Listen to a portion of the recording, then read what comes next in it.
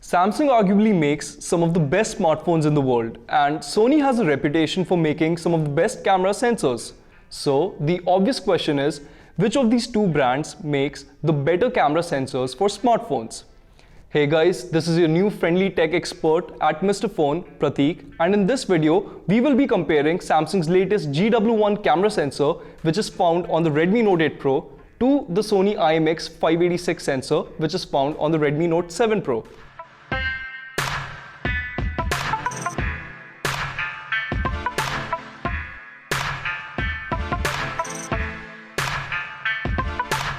But before we move on, make sure to hit the bell icon and stay subscribed to our channel so that you know whenever Mr. Phone puts out a quality tech video. Now, before I showcase my below average photography skills, let's set some ground rules. Number 1. This is not a test of these phones' video shooting capabilities, and therefore I'll only be sharing my opinions on their photo taking capabilities. Number 2.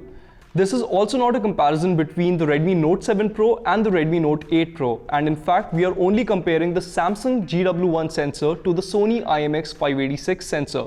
Therefore, we won't be taking into account the secondary and tertiary cameras of these phones, not even the selfie cameras. Now that we have the ground rules out of the way, let the camera wars begin. Let's start with the high resolution shots from these camera phones. Right off the bat, it's evident that the Note 8 Pro shot, which is using the 64 megapixel Samsung GW1 sensor, is sharper than Redmi Note 7 Pro's 48 megapixel shot. Zooming into the center or the trees in the background furthers the fact that you will get a crisper image with the Samsung sensor. That being said, you'll notice that there's significantly lesser noise along the edges of the image from the Sony sensor. Also, the shot from the Samsung GW1 sensor is grossly oversaturated as compared to the one from the Sony IMX586 sensor. Now, let's face it, most of you won't click images in high resolution all the time.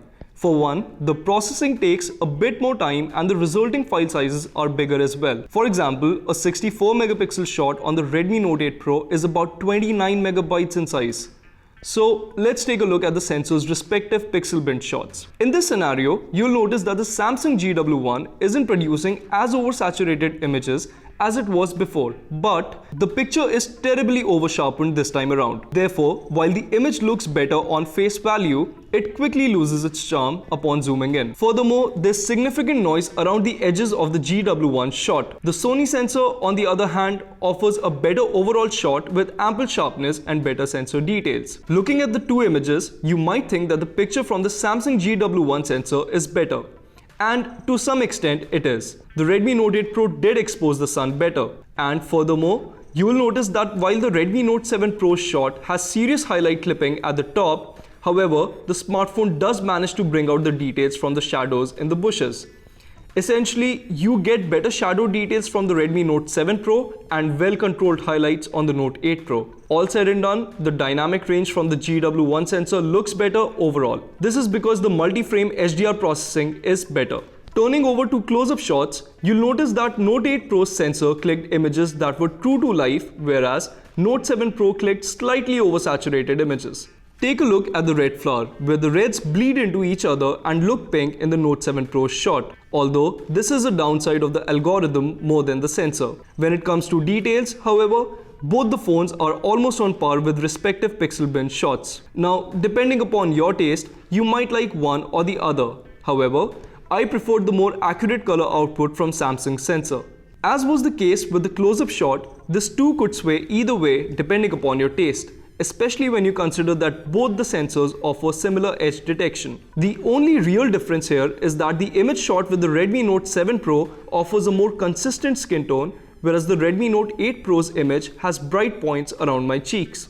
The facial tones are more accurate on the Note 7 Pro's portrait mode and it looks immediately attractive.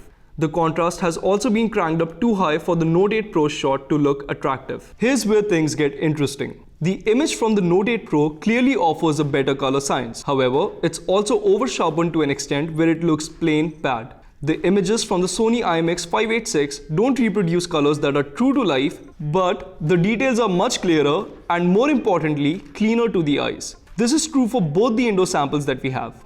Zooming in shows that Note 7 Pro's IMX586 produces cleaner lines compared to the GW1. You can take a closer look at the curtains to understand the differences. The low light shots are a culmination of all the things we have seen so far. We know that Samsung's GW1 sensor has better dynamic range and exposure control, which is why it exposes the light from individual balconies a lot better. On the other hand, Sony's sensor has a leg up when it comes to sensor details, and therefore, the darker portions of the image, including the poorly lit balconies and the pavement, appears better on Sony's shot. In fact, you can clearly make out the outlines on the balcony bars, which look smudged on the Note 8 Pro. Now, you can brighten up the images by using night mode on both the phones. However, the shots were fairly inconsistent during our testing and the results could sway either way. In fact, there were times when the night mode shots looked perceptibly worse than the low light shots with blotches of noise and clear artifacts. Also, the color accuracy goes for a toss completely. Indoor low light shots, on the other hand, are clearly better on Sony's offering. The IMX586 manages to squeeze out every bit of detail from the shadows, so it's a no-brainer here. So, let me sum up the results for you.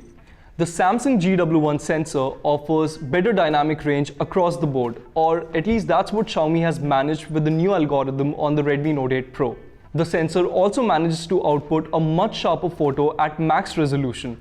However, the Sony IMX586 sensor is better at low light photography and it also gives a better photo at pixel bint output. So you'll be getting a much better photo at say 12 megapixels on the Redmi Note 7 Pro than 16 megapixels on the Redmi Note 8 Pro. Personally, I feel that with better optimization, you can get superior photos out of the Sony IMX586 sensor.